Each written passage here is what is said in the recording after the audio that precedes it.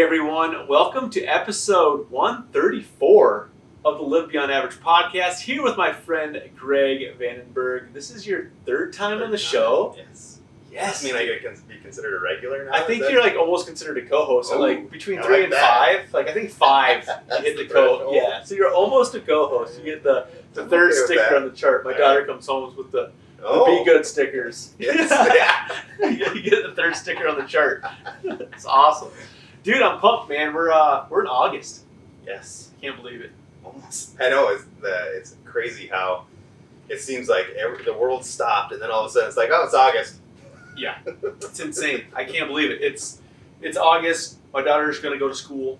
First day kindergarten in like 16 days. Mm-hmm. It's insane. You said your daughter going to middle school. So I'm still going to the same school, but it starts soon too. So it's insane, man. It's a blink, and then it's hunting season. I know. Which is truly why we're here. Which is truly why we're here. Oh, dude, it's awesome. And we're talking, August. We wrapped up. We did an 8-week archery fitness league. Our first time. We had done it this summer, and it went all through June and July. Wrapped up that last Wednesday of July. It's just last Wednesday. Finally stand up about a day ago. You that sore? I was pretty sore. Dude, yeah. So Greg was in it. He was one of the guys, and you absolutely crushed it. I felt good. Like that was the coolest thing about it. I'm not a big like group fitness person, so I was like, well, with the archery included, that was kind of cool. It's kind of a cool little bonus, but it was cool to do that. And there was something about getting out and with the group, and it just made you feel good doing it, whether you were dragging the last one in or not. It just felt good getting out there and doing it, honestly. And we were super lucky because we had good weather every single, all 8 weeks. Well, except for the day you weren't there. Of course, it was like 102% humidity. Yeah, except for that day I ditched out and went on a vacation. Yes. It was really hot. No humidity. Yes, yeah, I went out west, but there was no humidity. So true. And that was a really tough workout because I got so many texts from you guys saying I could never be gone again because it was so hard. Dude. But yeah, we got so lucky. 8 straight weeks of good weather. And the final night was like gorgeous. It was like upper 70s, cloudy, and a little bit of breeze. Yeah, it was unbelievable how nice it was. And that was a tough workout. So let's go over that final night workout. So we did 7 weeks of like training, getting ready, and prepping for this week 8. It was kind of a big build up. Yeah. And we kind of did like a competition, quote unquote competition. And we had kind of done that throughout the 7 weeks too. Yeah, it was. I mean, you could see the building up to kind of like a competition with yourself more than anything. And you nailed it. That's exactly what it was. And so that was kind of the cool part too. You maybe didn't really like fully see it at first, but then kind of those last few weeks, you kind of say like, okay, this is how we're coming around to it. Yes. Yep. It was all about getting the best out of yourself. Yes. Yeah.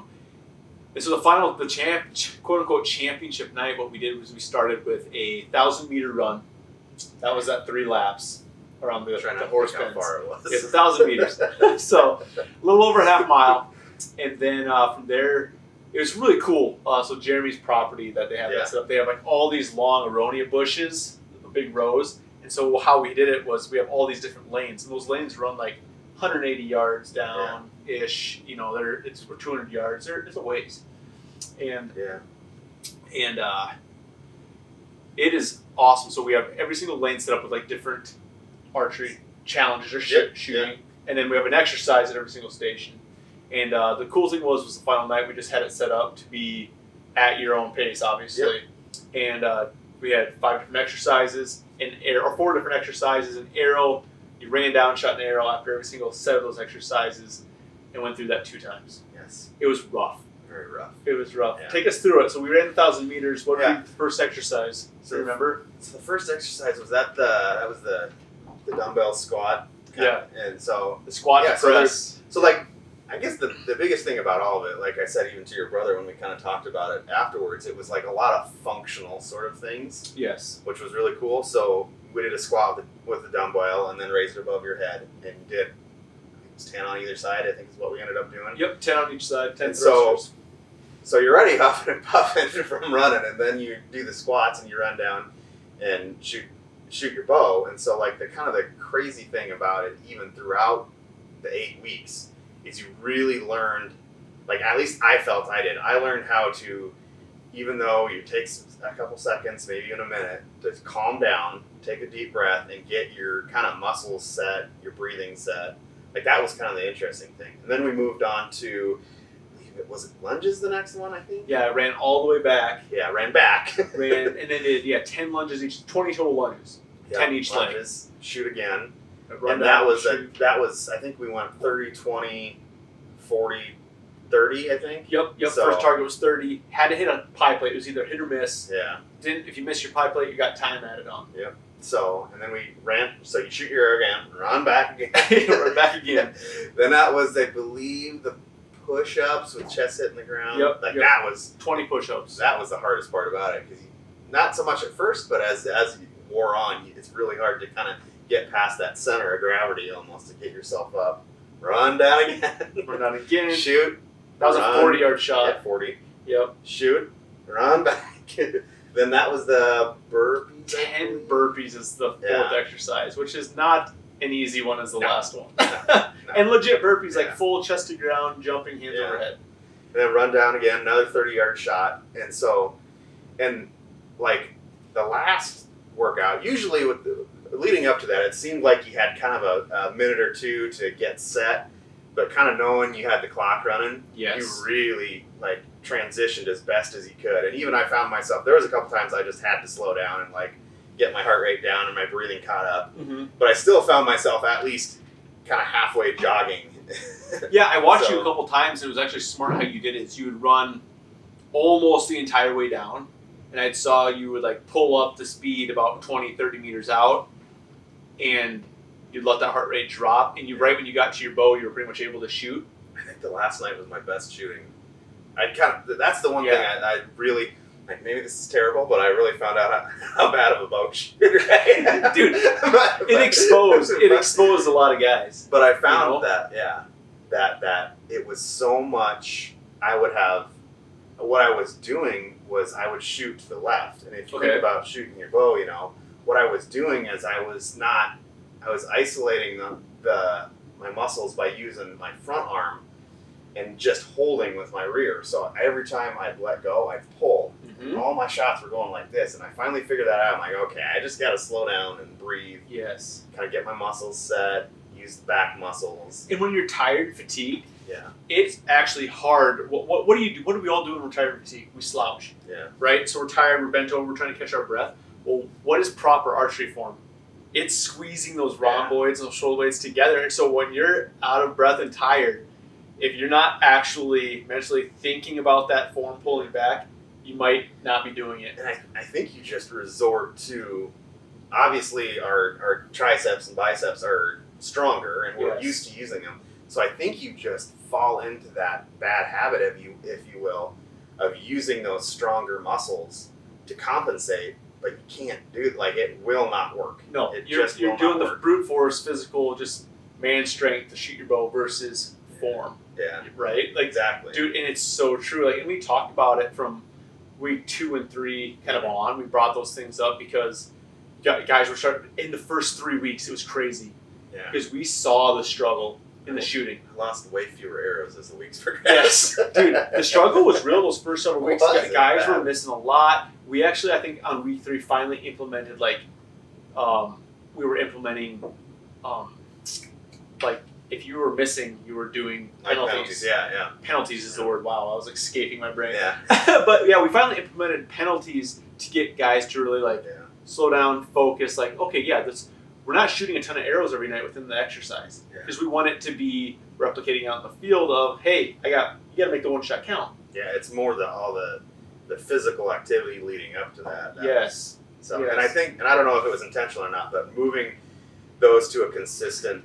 Because eventually, the first night, it was all varied yards, and then following that, pretty much the rest of the time was all 30 yards. And so that was good because it made you didn't have to kind of set, as you kind of had one kind of form, if you will, one yardage. So Yep, and that's why we did that after that first night. We just noticed the struggle. Like, okay, let's tone this in because we want guys to improve here, not build bad habits. Yeah. And so we adjusted that, made all 30-yard Yep. shots for the most part the rest of that 7 weeks, and then implemented the penalties. And the shooting got so much better. A few burpees.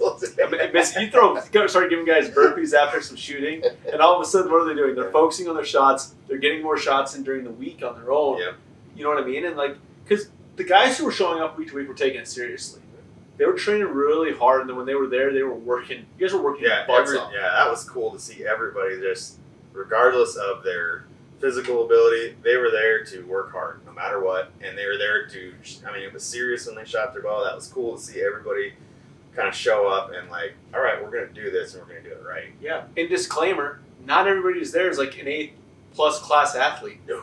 It was just, you know what I mean? I'm like, behind the desk, but they would see. That's awesome. But you know what I mean? Like a bunch of we're all just a bunch of normal dudes, and guys coming out to work hard. And most of the common goals when we talk to each one of you individually was, I want to use this as a kicking stone to do more. I want to fellowship with more guys.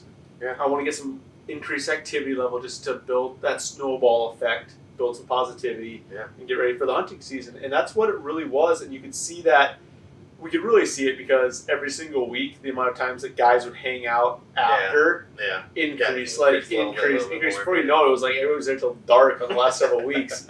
Because it just got to be where that community aspect was built, which is, as a trainer, when you're putting together programs like this, that is what we want. That is always the goal. It's just to build that community within groups. Yeah. I think that really that was a cool part of it too. You're all there for the same. Like you said, you kind of. We're trying to stepping stone, whatever it may be. Everybody was there just to try and really push hard and step a little bit out of their comfort zone. Yes, I'd say because most of the guys there, I wouldn't tag all of them as group fitness guys. No, a lot of them runners and stuff like that. A bunch of guys do everything on their own, dude. And so to bring everybody together like that, everybody kind of talked about some of the hunts they had coming up this fall, some of the big stuff, which was cool to hear because you kind of get to understand where their mindset's at. Like, oh, this is why they signed up. Yeah. One guy has a big Colorado hunt coming up. Everybody has this other things, other hunts they're coming up with. One guy was purely there. He does mainly all tree stand whitetail hunting right here locally. But he was like, dude, I'm here just because I don't do enough. I need to start getting back in shape. I was a college football athlete. And he's like, I need to start doing more.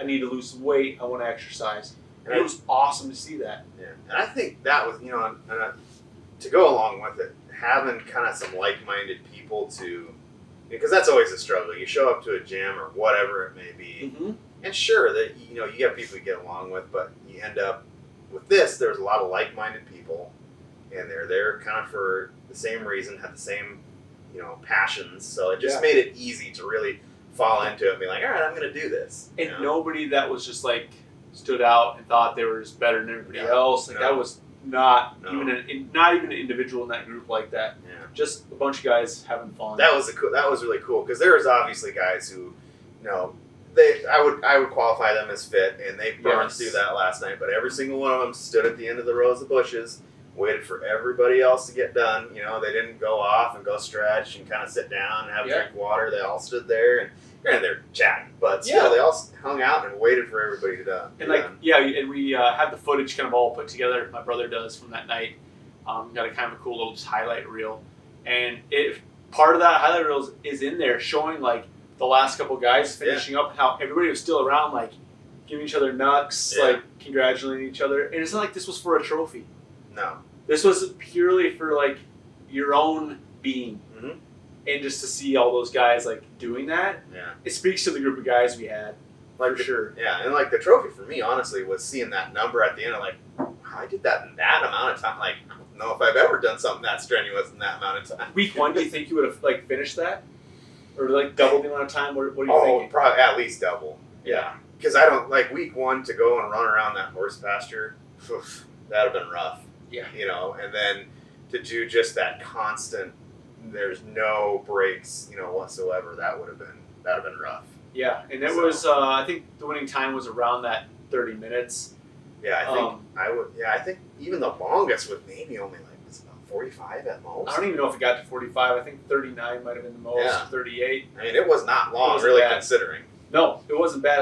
I think Josh won it at, maybe he was at like 28. Yeah, he was a freak. Right. Yeah. He crushed it. Did he get any penalties? You know, he Of hit course he every did. target, which is Of course you know he did. he ran through it and didn't miss a target. Yeah, all Yeah. 8 shots. So that no time penalties was Yeah. huge. Yeah, that made a difference. And he came in late. Yeah, just He didn't rolls even have time in to and starts warm up. running. He thought we were starting at 7, not 6. Just space it out. He just literally rolls up to the starting line and we're like, go! Just rolls in. And he just hammered it. But dude, he's in good shape. He has an elk hunt he's getting ready for, you know, and worked really hard this summer. And as did all the guys. Well, you were telling me at the end, and I didn't realize it. You said you lost 15 pounds over that 8 weeks. Yeah, call it the COVID-19 or whatever that I had. But yeah, no, I burned it off, and I think it just was a lot of the, you know, the gyms shut down, and just kind of that building up of that weight that normally of being a little bit more active. Yeah. Kind of gets burnt off. But it just, I weighed myself about when we started, and I was kind of a little shocked. I'm like, wow, I didn't realize I'd kind of gained that much. And typically I try and at least go twice a week to the gym. Yeah. But that had all been shut down. And then, then probably maybe the week before I stepped on the scale, and I was like, holy cow, I'm actually down like 15 pounds. So crazy. So, I mean, just that activity just burns it off, and so it makes you really be like, all right, I got to keep at this. And yes, so. exactly. And how doing something like that just snowballs and kind of influences positively in other areas of your life. Oh, yeah. You know, just making choices, food. The energy I would have the following day, just from kind of that being pumped up, if you will, like kind of like that grr, you know, just was awesome to have that energy the next day. Yeah, you shot me a couple texts like that the next day. It's like that. But the thing is, like, that pumps me up. When guys shoot me texts like on how they're feeling after the fact, I mean, that pumps me up because that's what we're trying to do. You know, you're trying to influence guys' life and help them out and just get them excited.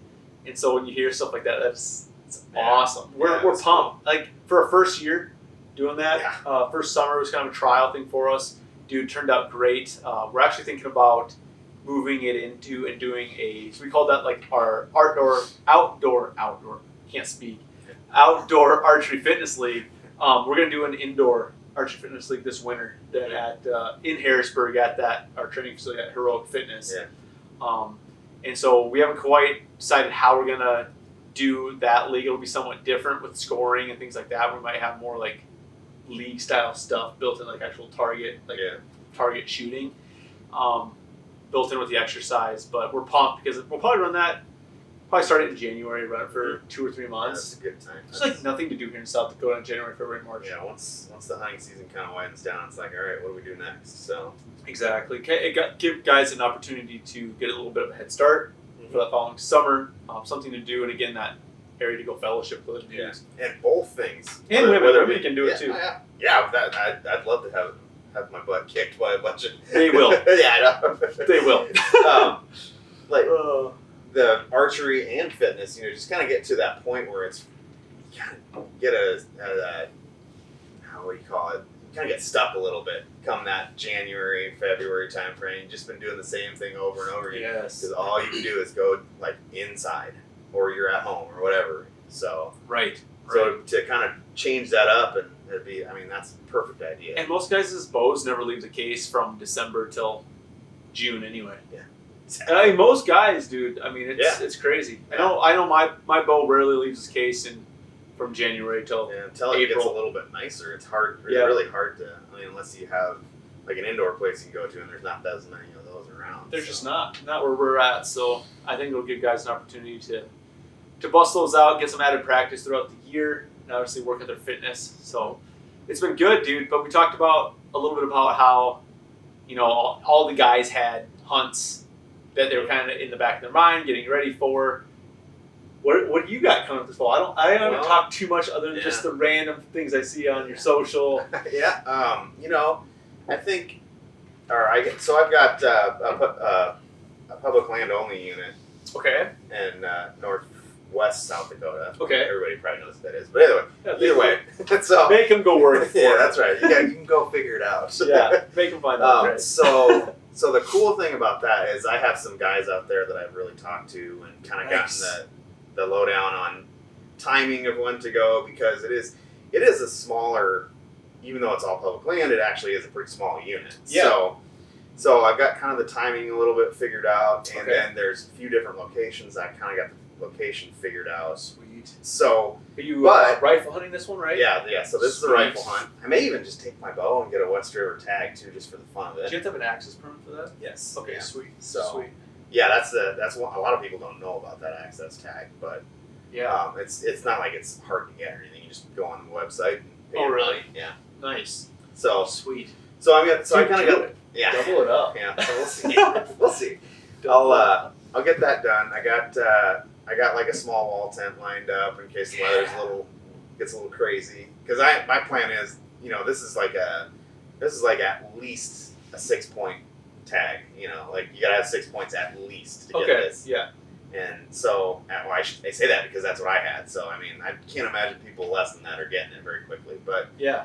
So don't care what the weather is, I'm going. Yes. So I got that lined up, and then there's, it's gonna be a lot of hiking. I do have like a 4-wheeler lined up to kind of get on. There are some roads to get at least a little bit deeper, but still. Yeah, before you actually enter in some of those areas, at least you can go down the trail to get to where you have to walk. Yeah, because there's some roads, and I was up there last year bow hunting, and those roads got so torn up with all the wet weather. Mm-hmm. So I think a 4-wheeler is the way to go, because you can get down the road a ways, and then you at least have some energy to get even further in there and pack stuff out a little bit easier. So nice. So that's kind of my game plan up there. That's fun. That's exciting. I'm hoping for. I've had a couple people tell me don't shoot the first thing, but it's going to be really hard to. Yeah. Just remember, you got 6 years preference points. Yeah, it's going to be really hard not to though. There's some nice looking animals up there. Are you going to be able to scout it all before you go, or just going to start hunting? I don't think so. I don't know. It'll be hard to get up there. I mean, I have an idea of what I'm going to try and do. That's the thing. It's like 6 hours to get up there. Yeah. So. Yep. So I have an idea of maybe I could try and get up there, but I think it's going to end up being just rolling in cold. Besides what I know already. Well, you bow hunted it, so technically you've scouted it. Yeah. You just haven't looked at it in this year of it. Correct. So Yeah. That'll make it tough when you see that 150. That's what I mean. That 150 muley where you're like, I should let him walk, but should I let him walk? Yeah. So that'll eat up a good, like, that's kind of my thing. I'm gonna do it, and then of course I do have a rifle tag here in Lincoln County. Nice. So you pulled the South Dakota double, the East River and West River rifle tags. I kind of hit the jackpot this year. That's It's awesome. about time. Yeah. Usually I'm like, well, I guess I'll get my bow tag. But you had adequate points. I mean, you had 6 for West River. You said how many? You had like 4. See. 10 years total preference points, so it's not like you applied and got lucky. No. Which that happens, but it was time to burn them up. So I'll have the little chunk of ground I'm able to hunt on around here. I'll go sit. Nice. And honestly, that's gonna be, if I see something nice, it's gonna, we'll go after that. If not, I'm just gonna use the tag and get some good meat in the freezer. And it is what it is. So.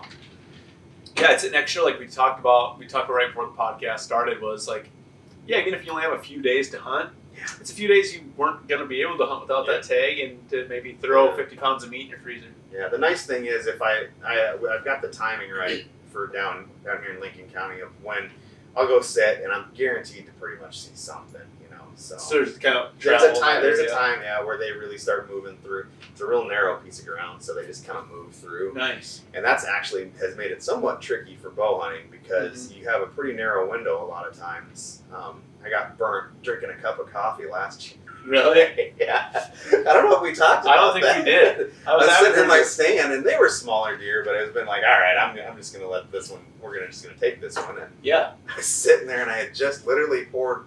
Like the Stanley thermos, the little cup. Oh yeah, love those. I was freezing, so I had a little cup of coffee, and I went like this. And all of a sudden, I did one of these, where you kind of look over, and like there's 2 of them.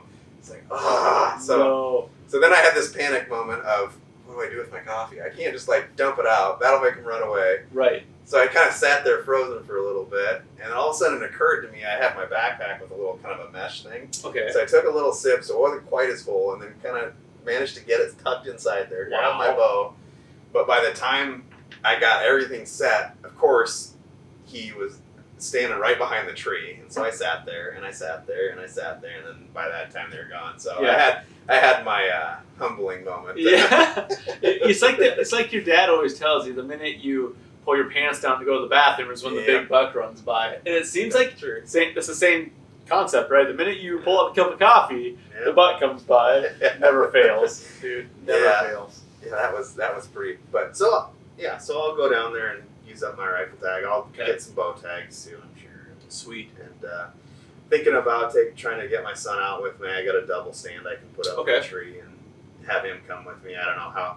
It's when the deer really start moving there, it gets pretty cold. So I don't know. We'll see how he does. But I think if we get some good weather, he can come with and he'll get a kick out of it. Well, how great will that be? Well, he had a blast. He came out to the championship night too. It was so sweet because everybody brought their families, their kids on that last night of the league.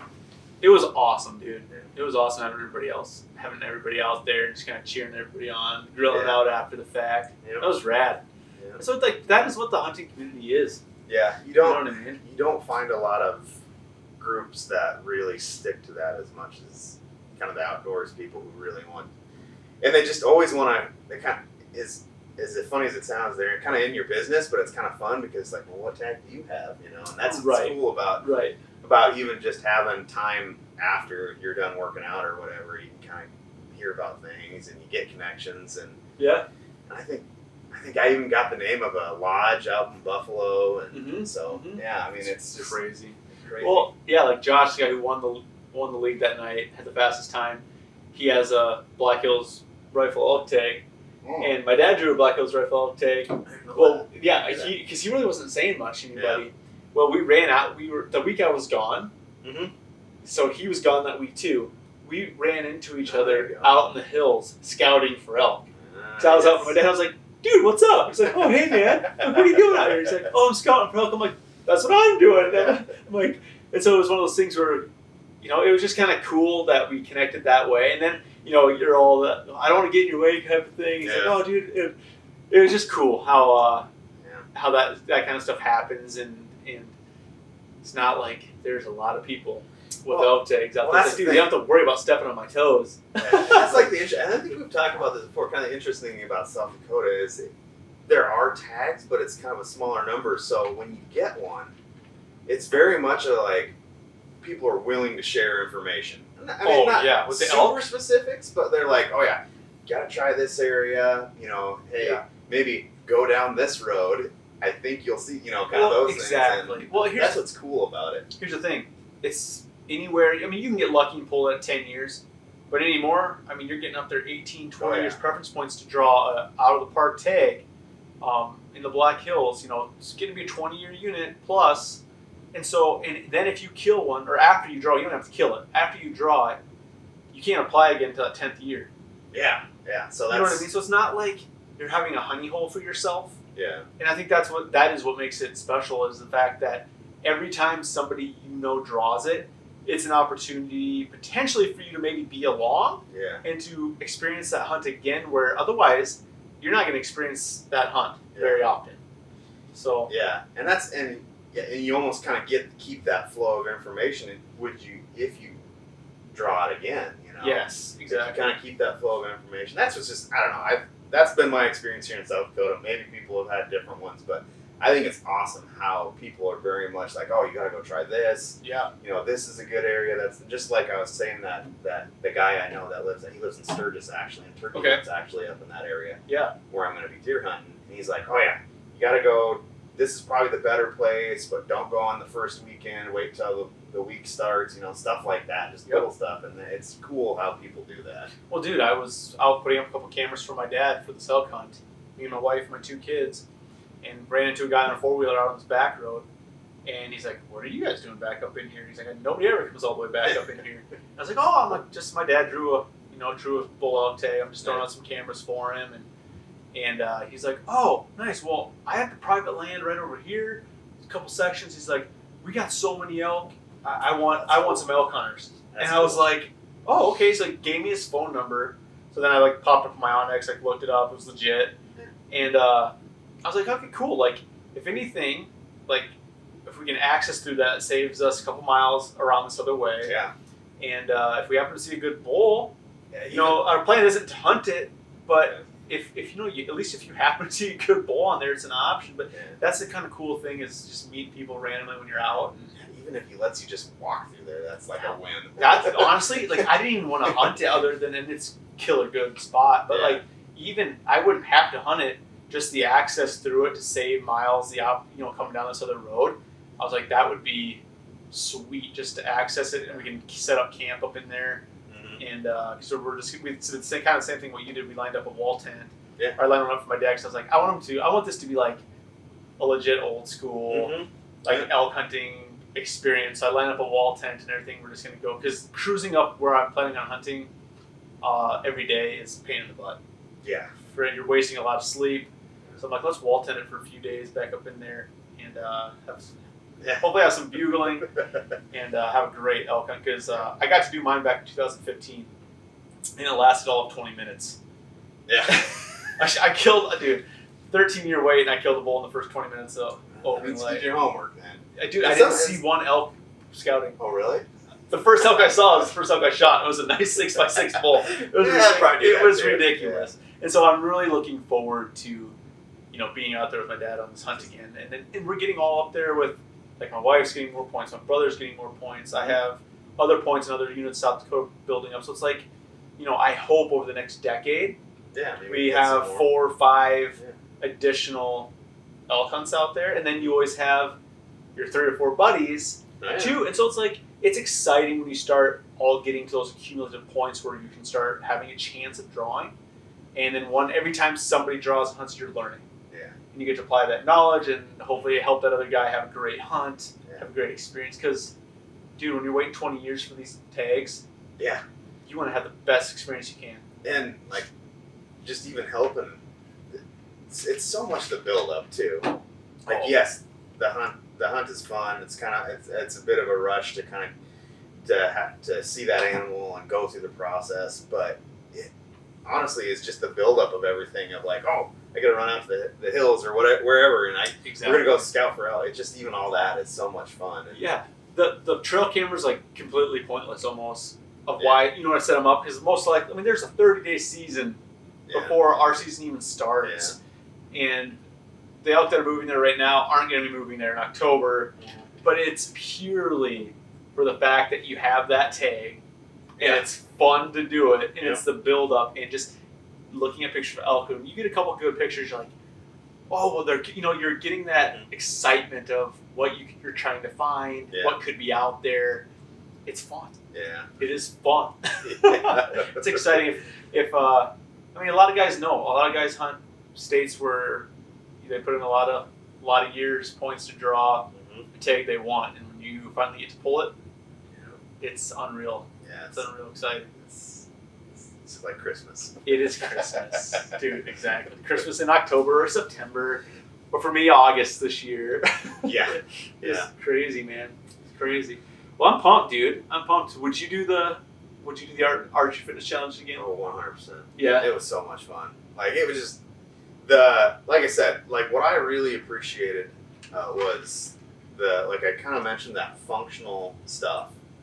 And I don't know, that's the only way I can describe it. But just going, something as using buckets to carry, buckets full of sand.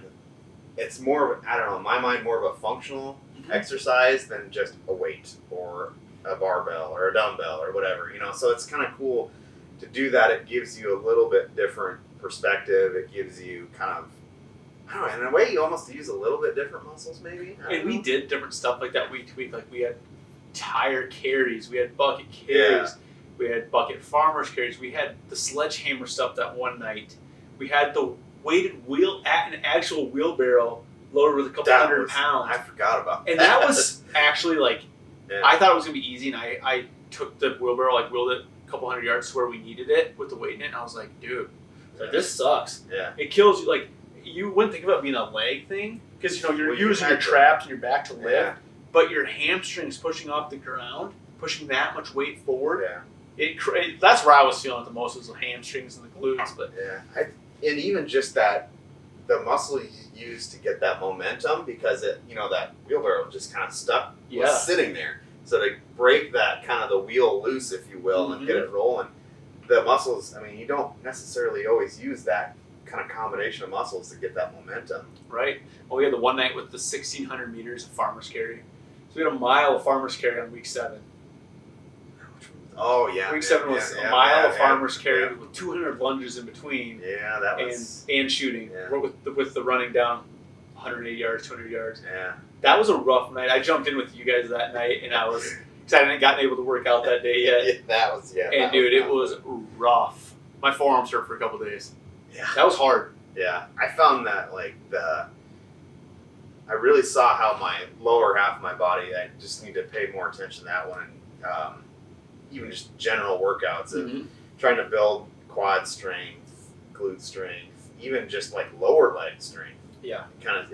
That's one thing I really realized very quickly, like, oh wow, that's something that I need to figure out a better way to isolate that moving forward, you know? Right. I think one of the best positives that you take from these, like, there's only one workout a week, but the biggest takeaway I think guys can get from it, at least for me, is the mental challenge of some of these workouts. Like, it gets to a point where it's past the physical. Yeah, it's hard. You already know it is, but unless you choose to continue working as hard as you are, like, it's purely just waking yourself up mentally and kind of like waking up the mind of knowing, like, okay, like, I can be mentally tough. Like, I can do things that are hard. Like, I can push through when I really don't want to, but I'm going to. And I think for anyone, I like to always say, because I'm a guy, so I like to say, I like to a lot of times relate things to man life. But as we get older, sometimes you tend to get a little soft. You get away from like our sports and how practices were very hard, and when you start working out on your own, you don't realize sometimes that you're not pushing to what your actual capabilities are, and you're stopping short when it starts getting a little painful, and you don't really even realize it. And then you have a workout like this, and you're like, "Oh, dude, I have been selling myself short of my workouts for 9 months." And you get done with challenging yourself for an hour in something like this, and it, like you said, you get in your truck and you drive home, and then this next day you have this like launch of energy. And I think a lot of it is because mentally you woke up and you're like, "Oh, dude, like, I'm tough. Mentally I'm tough. I can choose to do tough things in life that have nothing to do with working out or exercise. But like, when things are hard, I can face decisions and face challenges head on, and I can do it." And I think that is something about workouts and this type of workout that aren't talked about enough in the fitness or the hunting fitness community, is that just the effects of those things past physical, what it truly does for us. That's interesting you brought up like the whole age thing, because it's so easy as you get older. Like, you think about, like you mentioned in high school, going to practice or whatever, if you were in a sport. You'd do that and you'd be beat, but you'd still be like drinking a Mountain Dew, eating a ho-ho later, and you can go do it the next day and be fine. Yep, and coach would tell you to run your head through a wall, and you do it. And now, you're a little bit older, people so quickly fall on that, like, oh, well, I can't do that anymore. So to push through things, like you said, that's a really good point. That's what it really ultimately boils down to, because you can do it. Yes. I found there's a lot of things I wasn't so sure that I could do the past 8 weeks, but I motored through them, and so to step away from that, like, well, I'm a little bit older, so I don't do that anymore. Putting self limitations on, it's crazy. And you get out in the spot, and you're like, okay, I have to do this, or what? Like, so, dude, I think it's important just to find something like that for all of us to do that. Like, and that's why I jumped in, even on week 7. I haven't worked out that night, but I wrote the workout. I knew how hard it was going to be. You know what I mean? And I was like, I don't want to do this one. Like, I even debated on, like, we had 3 laps to warm up that night. We had a 1,000-meter run prior to that. I literally was like, let's just make it 2. And I'm like, dude, what are you doing? Like, you wrote this for these dudes, and you're going to lower it down because you're doing it? And I'm like, no. And you jump in and you challenge yourself, and you're like, oh, I needed that. And then I think all my training leading up to an elk hunt that I'm going on, I felt really good at the end of that. I mean, I was dead. But I was really happy with how I performed. I was like, okay, like, okay, my training has been good. It's led me up to this. But then at the same time, I was like, okay, I just trained that hard. Yeah. What can I do for the next 3.5, 4 weeks? Yeah. Like, it kind of sets that new tone for yourself. And when you set that new tone, what's that doing in life, right? Like, it's like stair steps. Mm-hmm. You set that new tone, you're taking that next step up, that new set of expectations on yourself. Yeah. And you're just getting better. Yeah, I don't have anything to add. I mean, it's true. I don't have anything to add to that. It's Mic true. drop. Mic Mic drop. Nailed it. Dude, that's what I love about exercise, though, man. Like, Yeah. I don't hardly exercise for the physical anymore. It's those moments where you get into those, like, cool zones Mm-hmm. where you're just, like, proud. Like, you're proud of yourself for what you accomplished. Yeah. And I think that's special, dude. There's not very many other things in life Yeah. you can do to get into those type of zones. Yeah. That satisfaction is really what you're ultimately pushing for. Yeah, it's Yeah. crazy. It's crazy. Well, dude, thanks for jumping on the show today. Absolutely. That was fun, man. I'm pumped for our next Archery Fitness League. We'll do a winter series, and I'm pumped for your hunting season. Yeah. We'll have to jump on in late November, do early a December, recap or something. recap your Tell season. everybody how terrible of a shot I am. Hopefully we have some nice bucks. maybe we'll have something sitting here. I hope so, dude. I hope we have some nice bucks. Even some pictures that we can throw up on the Yeah. visual side of this on YouTube. Yeah. Would be sweet. But I think you're in for a great season. You got a couple It'll be really fun. good tags. Yeah. So, and dude, doesn't matter when you're out there. No, It's the no, best. no. So it's gonna be awesome. All right, thanks for jumping on today's podcast, everybody. Hope you have a great rest of your day.